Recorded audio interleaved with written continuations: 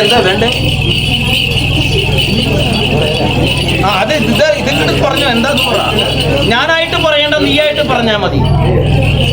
പറഞ്ഞോ, എനിക്കറിയാണ്ടല്ലോ, അതല്ലേ ചോദിച്ചേ. നീ എന്തെങ്കിലും പോന്നേന്ന് ചോദിച്ചാൽ മാത്രം ഞാൻ നിർത്തിയുള്ളൂ.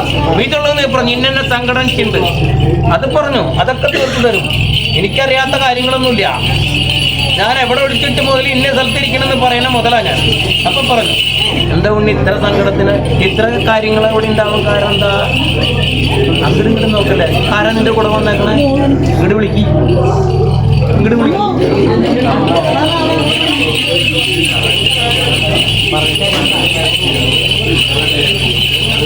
എന്താണ് ഉണ്ണി കാര്യം? പറ.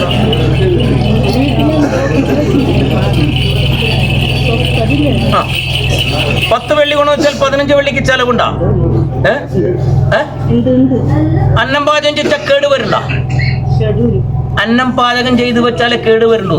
അപ്പൊ രണ്ടാമത്തെ ചോദ്യത്തിന് എനിക്ക് ഉത്തരം കിട്ടി. മൂന്നാമത്തെ ചോദ്യം, അതായത് ചാറുള്ള പദാർത്ഥങ്ങൾ. മനസ്സിലായില്ല?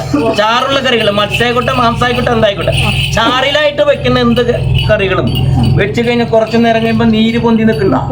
അപ്പൊ മൂന്നാമത്തെ ചോദ്യത്തിന് ഉത്തരമായി. നിണംപോക്കിന് വ്യത്യാസം ഉണ്ടാ? നിണംപോക്കിന് വ്യത്യാസം ഉണ്ടോ?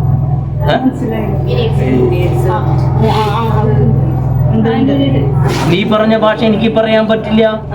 മനസ്സിലായില്ല? ഇപ്പൊ അവിടെ നിന്ന് പറഞ്ഞു തന്നില്ലേ നിന്നോട് ഇന്നതാണെന്ന്? എന്റെ നിണം എന്ന് പറഞ്ഞാൽ എന്തൊട്ടാ? ആ, എനിക്ക് അങ്ങനെ ചോദിക്കാൻ പാടുണ്ട. ഇല്ല, അതിനാണ് ചോദിച്ചത്. നിണംപോക്കിന് വ്യത്യാസം. മനസ്സിലായ ഉണ്ണി? അപ്പൊ 5 ചോദ്യത്തിന് ഉത്തരമായില്ലേ? വീണിട്ടുണ്ടോ അവിടെ ആരെങ്കിലും? ഗൃഹനാഥനല്ലേ?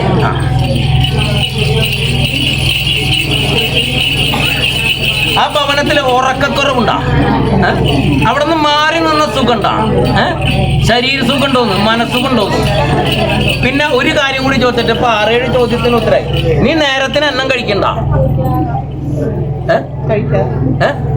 നേരത്തിന് എണ്ണം കഴിക്കണ്ടോന്ന് ആരെങ്കിലും? കൃത്യ നേരത്തിന് ഭവനത്തിലുള്ളപ്പോ അന്നം കഴിക്കണ്ടോന്ന് മാത്രമേ ചോദിച്ചുള്ളൂ.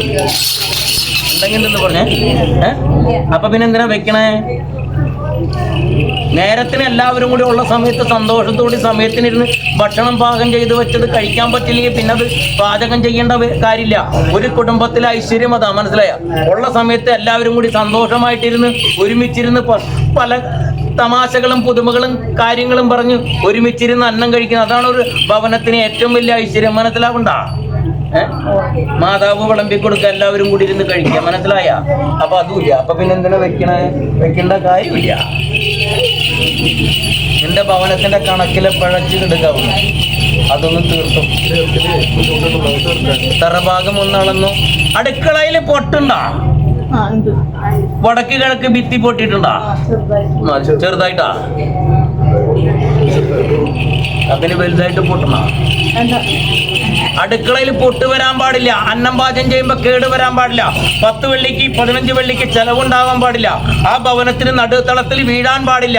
അതുപോലെ തന്നെ അവിടുത്തെ സ്ത്രീ സന്താനങ്ങൾ ഉണ്ടെങ്കിൽ പ്രത്യേകം 18 വയസ്സിന് മുകളിൽ അല്ലെങ്കിൽ താഴെ. മനസ്സിലാവണ്ട? അതായത് ആ പ്രായപൂർത്തിയാവുന്ന കാലം തൊട്ട് പെൺസന്താനം, അതായത് അവരുടെ ആ നിണംപോക്കിന് വ്യത്യാസം വരാൻ പാടില്ല. അങ്ങനെ വ്യത്യാസം വന്ന ശരീരത്തിന് കേട് വരും. മനസ്സിലാവണ്ട? അപ്പൊ നിന്റെ ഗ്രഹം ഒന്ന് അളന്നിട്ട് വരാം, എന്നിട്ട് ഞാൻ അങ്ങോട്ട് വരാം. എണീറ്റോ, ഗ്രഹം ഒന്ന്